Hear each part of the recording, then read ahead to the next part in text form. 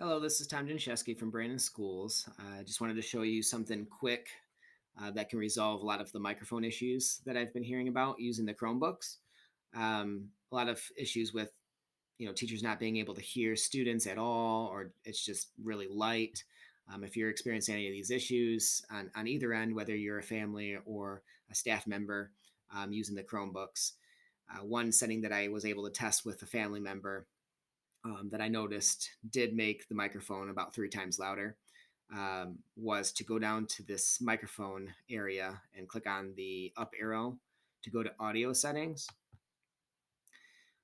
And under this audio setting tab, this third check mark automatically adjusts microphone volume. For whatever reason, that's not selected by default. So definitely make sure that that's selected, and this will kind of adjust or adjust the microphone volume automatically in the Zoom app and make a big difference. So hopefully this will resolve a lot of those issues and basically fix some of the problems that you're having. If you're still struggling with it, obviously let us know.